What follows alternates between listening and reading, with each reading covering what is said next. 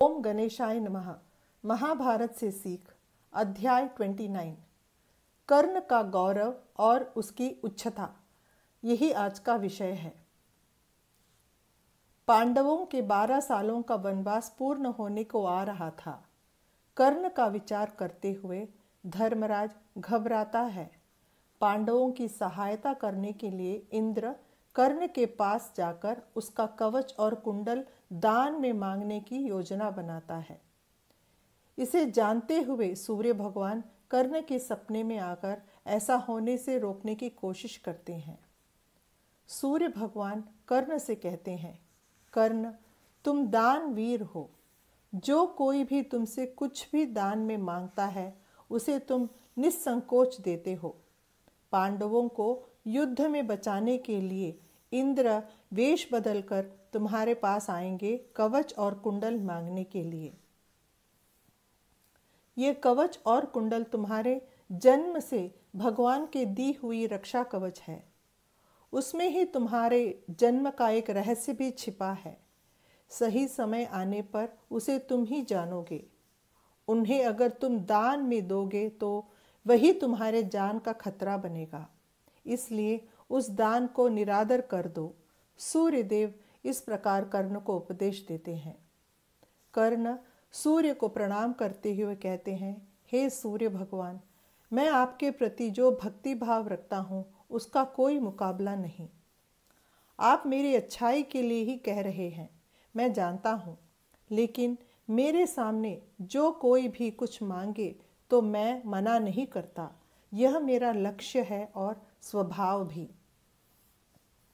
आपके कहने के मुताबिक अगर इंद्र वेश बदलकर आके मुझसे कवच और कुंडल मांगेंगे तो मैं मना नहीं कर सकता। इस कारण अगर युद्ध में मेरी मृत्यु भी हो तो भी मैं अपना वचन निभाऊंगा। उसे आप मत रोकिए, मैं आपसे विनती करता हूँ। युद्ध में अर्जुन को हरा के पांडवों पर विजय प्राप्त करूंगा, ये जरूर होगा, ऐसा कहता है कर्ण। कर्ण की सादगी, ईमानदारी और उसके आत्मबल की प्रशंसा करते हुए सूर्य भगवान कहते हैं कि मैं तुम्हें एक उपाय बताता हूँ। जब तुम इंद्र को अपने कवच कुंडल दोगे तो इंद्र से उनका शक्ति अस्त्र मांग लो। उस अस्त्र की महिमा यह है कि विरोधियों पर जब प्रयोग किया जाएगा एक ही समय में वे कई लोगों का नाश कर सकेगा। इतना सामर्थ्य है उस शक्ति अस्त्र में। कर्ण भी मान जाता है। अगले दिन कर्ण ने जैसा अपेक्षा किया उसी तरह इंद्र एक ब्राह्मण के वेश में आते हैं। कर्ण इंद्र को पहचान कर कहते हैं, हे इंद्र भगवान, आप वेश बदलकर मेरे कवच कुंडल मांगने आए हो। मैं अभी उन्हें चीर कर देता हूँ, लेकिन आप मुझे आपका शक्ति अस्त्र प्रदान कीजिए। इंद्र कहते हैं, मैं दूंगा, लेकिन एक शर्त पर। जरूरत पड़ने के समय जब तुम्हारे जान को खतरा होगा तो उसी समय तुम्हें इसका प्रयोग करना चाहिए, और वो भी तुमसे सही मुकाबला करने वाला जो भी वीर योद्धा हो, सिर्फ उसी पर तुम्हें इसका प्रयोग करना होगा, और उसके बाद यह अस्त्र वापस मेरे पास पहुंच जाएगा। इस प्रकार इंद्र कहते हैं। ऐसा कहते हुए इंद्र ने यह अस्त्र कर्ण को दे दिया।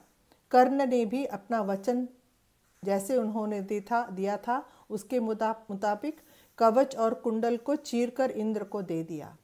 देव जो ऊपर से देख रहे थे देवलोकों से कर्ण की इस बड़ी दान को, वे फूलों की वर्षा बरसाने लगे कर्ण के ऊपर। इस खबर को सुनते ही दुर्योधन दुखी हुआ, लेकिन पांडवों को थोड़ा आश्वासन मिला। जय श्री कृष्ण।